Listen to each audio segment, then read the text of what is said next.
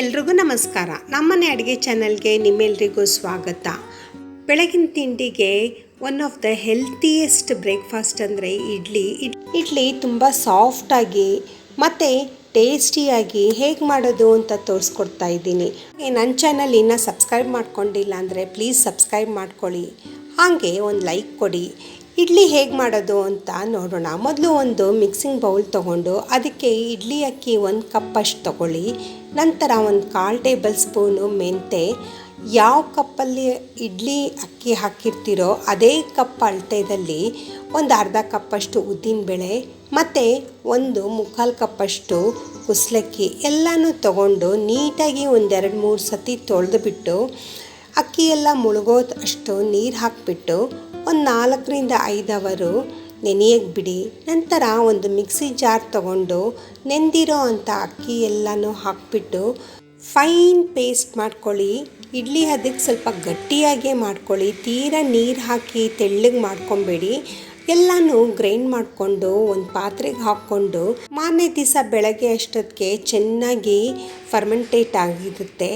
ರುಚಿಗೆ ತಕ್ಕಷ್ಟು ಉಪ್ಪು ಹಾಕಿ ನೀಟಾಗಿ ಮಿಕ್ಸ್ ಮಾಡಿ ನಂತರ ಇಡ್ಲಿ ಪಾತ್ರೆಗೆ ಸ್ವಲ್ಪ ಎಣ್ಣೆ ಸವರ್ಕೊಂಡು ನಿಮಗೆ ಎಷ್ಟು ಪ್ಲೇಟಿಗೆ ಅಷ್ಟು ಇಡ್ಲಿ ಬೇಕೋ ಅಷ್ಟು ಪ್ಲೇಟಿಗೆ ಎಣ್ಣೆ ನೀಟಾಗಿ ಸವರ್ಕೊಳ್ಳಿ. ಎಲ್ಲ ಎಣ್ಣೆ ಎಲ್ಲ ಸವರ್ಕೊಂಡು ಆದಮೇಲೆ ಇಲ್ಲಿ ನಾನು 2 ಕ್ಯಾರೆಟ್ ತೊಗೊಂಡಿದ್ದೀನಿ, ತುರಿದಿಟ್ಕೊಂಡಿದ್ದೀನಿ. ನೋಡಿ, ಈ ಥರ ನೀವು ಕ್ಯಾರೆಟ್ ಹಾಕೋದ್ರಿಂದ ಮಕ್ಕಳಿಗೆ ತುಂಬ ಚೆನ್ನಾಗಿ ಒಂಥರ ನೋಡಿದ್ರೆ ತುಂಬ ಅಟ್ರ್ಯಾಕ್ಟ್ ಆಗುತ್ತೆ. ಮಕ್ಕಳು 1 ತಿನ್ನೋದು 2-3 ಆ ಥರ ತಿಂತಾ ಇರ್ತಾರೆ. ದೊಡ್ಡವ್ರಿಗೂ ಅಷ್ಟೇ ತುಂಬ ಆರೋಗ್ಯವಾಗೂ ಇರುತ್ತೆ, ಮಕ್ಕಳು ತುಂಬ ಇಷ್ಟ ಬಿದ್ದು ತಿಂತಾರೆ.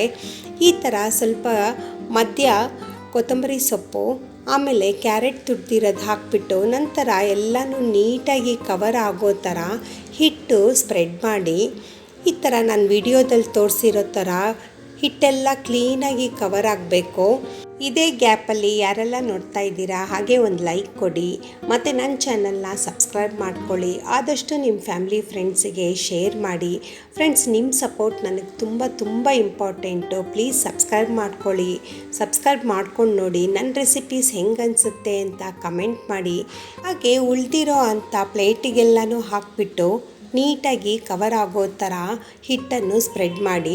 ಪ್ಲೇಟಿಗೆಲ್ಲ ಇಡ್ಲಿ ಹಿಟ್ಟು ಹಾಕಾದ್ಮೇಲೆ ಒಂದು ಕುಕ್ಕರಲ್ಲಿ ನೀರು ಹಾಕಿಬಿಟ್ಟು ಇಡ್ಲಿ ಸ್ಟ್ಯಾಂಡನ್ನು ಹಾಕಿಬಿಟ್ಟು ಲಿಡ್ ಮುಚ್ಚಿಟ್ಟು ಒಂದು 15 ನಿಮಿಷ ಮೀಡಿಯಮ್ ಫ್ಲೇಮಲ್ಲಿ ಬೇಯಿಸಿದ್ರೆ ರೆಡಿಯಾಗಿರುತ್ತೆ ನೋಡಿ ಇಡ್ಲಿ.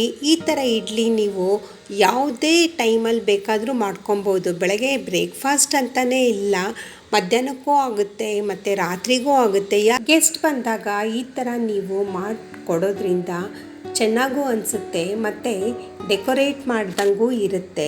ಈ ರೆಸಿಪಿ ನಿಮಗೆ ಹೆಂಗೆ ಅನ್ನಿಸ್ತು ಅಂತ ಕಮೆಂಟ್ ಮಾಡಿ. ನೋಡಿ, ಒಂದು ತೆಗೆದು ತೋರಿಸ್ತಾ ಇದ್ದೀನಿ, ಎಷ್ಟು ಸಾಫ್ಟಾಗಿದೆ ಮತ್ತು ನೋಡೋದಕ್ಕೂ ಎಷ್ಟು ಚೆನ್ನಾಗಿ ಅನಿಸುತ್ತೆ. ಫ್ರೆಂಡ್ಸ್, ನನ್ನ ಚಾನಲ್ ಇನ್ನೂ ಸಬ್ಸ್ಕ್ರೈಬ್ ಮಾಡ್ಕೊಂಡಿಲ್ಲ ಅಂದರೆ ಪ್ಲೀಸ್ ಸಬ್ಸ್ಕ್ರೈಬ್ ಮಾಡ್ಕೊಳ್ಳಿ, ಹಾಗೆ ಲೈಕ್ ಮಾಡಿ. ನಾನು ಇಡ್ಲಿ ಜೊತೆ ಚಟ್ನಿ ಕಾಂಬಿನೇಷನಾಗಿ ತೊಗೊಂಡಿದ್ದೀನಿ. ನಿಮಗೇನು ಕಾಂಬಿನೇಷನ್ ಇಷ್ಟ ಆಗುತ್ತೋ ಕಮೆಂಟ್ ಮಾಡಿ. Thank you.